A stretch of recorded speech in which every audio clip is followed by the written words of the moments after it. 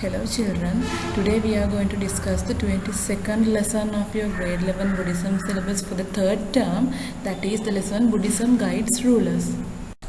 First we will see the lesson objectives. At the end of the lesson you will be able to learn what Buddhist teachings on good governance are, tenfold virtues of rulers, principles of five precepts, Satara Brahma Viharana, and how these Buddhist teachings on good governance help us to become successful leaders. And SOW reference pages from 133 to 139. First we will move to the tenfold virtues of rulers. What are these tenfold virtues of rulers? There are 10 principles of ruling which should be followed by a human-friendly ruler. They are known as tenfold virtues of ruler. What are these tenfolds then? They are Dana, Sila, Parichaga, Ajjava, Madhava, Tapa, Akkoda, Avihimsa, Shanti and Avirodhana. They are the tenfold virtues of rulers. That means they are the practices which should be followed by a human-friendly ruler. The relationship between the ruler and his followers should be like that of a father and son. In order to maintain a father and son-like relationship, these are the factors, these are the characteristics that a ruler should possess. We will see one by one what these tenfold virtues are. First we will see what Dana is. Dana means charity. That means a ruler should provide facilities to countrymen to commence and carry out livelihood. That means the ruler should provide necessary facilities for his countrymen, and as a result the country and the society would be self-sufficient. That is known as Dana. And what is Sila? Sila means morality. That means the ruler should be virtuous and should follow good principle. Where there is a virtuous ruler, his countrymen are also virtuous. That means in order to make a virtuous country, first of all the ruler should be virtuous and always he should follow good Buddhist principles. The third one is Parichaga. Parichaga means generosity. That means a ruler should dedicate his time, energy and wealth for the benefit of his people. By hearing the word Parichaga, you might think that Parichaga means spending money. No, that is not the correct meaning of this word Parichaga. Parichaga means the ruler has to dedicate his time, energy and wealth as well. Then only it will benefit for his people.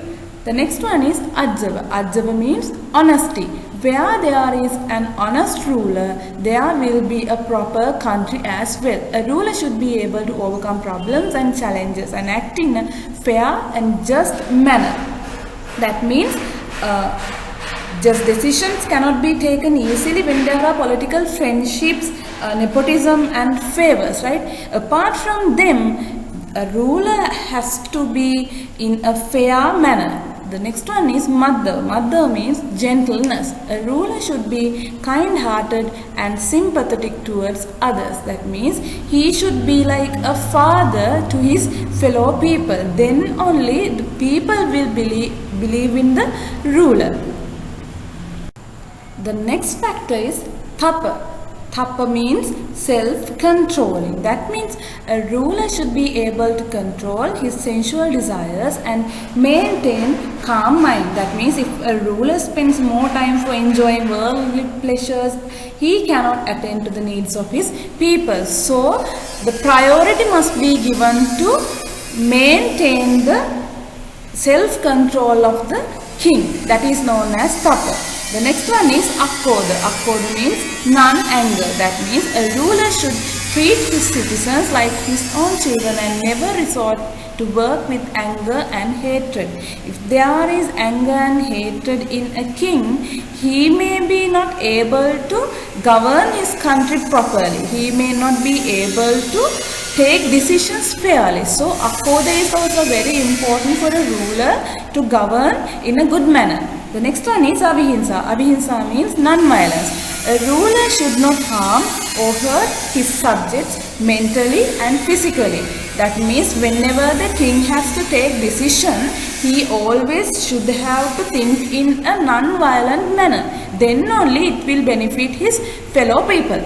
Next one is Shanti. A ruler should be far-sighted and be able to take decisions after careful observation. The meaning of the word Shanti is patience. Where there is no patience, the ruler might end up in chaotic situations, right? So that a ruler should always maintain patience in order to govern his country well. The last factor which is coming under tenfold virtues of rulers is Avirodhana. Avirodhana means uprightness. That means a ruler has to work with people of different ideas. There are people with different kinds of ideas. Can a ruler eliminate all those ideas which are provided by his followers? No. He has to take those ideas into consideration, and through careful observation he has to go to the next step. That is known as Avirodhana. Next we will see how the principles of 5 precepts help to govern a country well. Right? As you all know that the 5 precepts are also known as the layman's permanent seal. How does this principles of 5 precepts help in good governance? We will see one by one. As you all know, the first precept is Panatipata Veramani Sikkhapadan Samadhiyami. What is the meaning of the first precept? I abstain from killing living beings. How does this affect for a good ruler? A ruler should abstain from killing and should secure the right to live for all living beings. That means this environment, this surrounding is common to us, common to all of us. Not only the rulers but also for his fellow people as well. So always the ruler should abstain from killing. A ruler has no right to kill any living being, and he should always secure the right to live of the living beings. Second precept is Adinadana Veramani Sikkhapadan Samadhiyami. That means I refrain from stealing others' things. A ruler should not take others' property by legal means and should protect people's property. He is the leader who should have to secure the people's property. For that, a ruler should not take others' property by illegal means. The third precept is Kamesu Michachara Veramani Sikkhapadan Samadhiyami. A ruler should not indulge in sexual misconduct and he should have a refined character. Always a ruler should be an exemplary character where the people can go in his path. In order to do that, he should not indulge in sexual misconduct and he should have a clear and refined character. The fourth precept is Musavada Veramani Sikkhapadan Samadhiyami. That means I should refrain from telling lies. A ruler should speak the truth and should act according to his words and keep according to his actions. That means in order to make the livelihood of his countrymen, a ruler should always act according to the good governing principles, and he always should speak the truth. Whatever the situation is, the ruler has to act truthfully. Then only his country will be a better place. And the last precept is Suramere Majjapama Dattana Veramani Sikkhapadan Samadhiyami. That means I abstain from taking liquor and narcotics. A ruler should keep himself away from liquor and narcotics. If a ruler consumes liquor, and that means he is not ready to take decisions wisely. He is not in his right mind. So in order to make a better society, a ruler should always keep himself away from liquor and narcotics.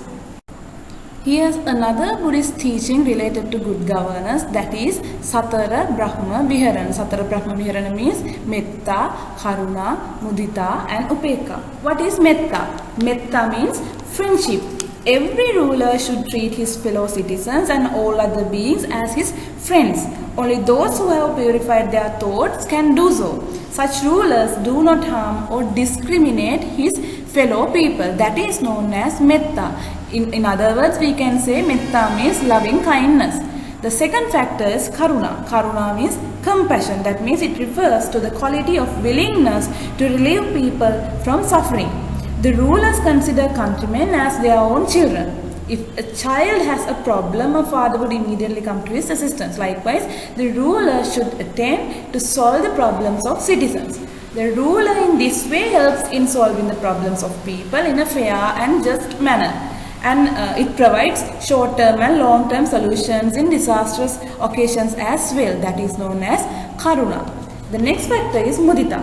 Mudita means sympathetic joy. That means it is the feeling that mudita is feeling happy when a person sees happiness of others, avoiding jealousy.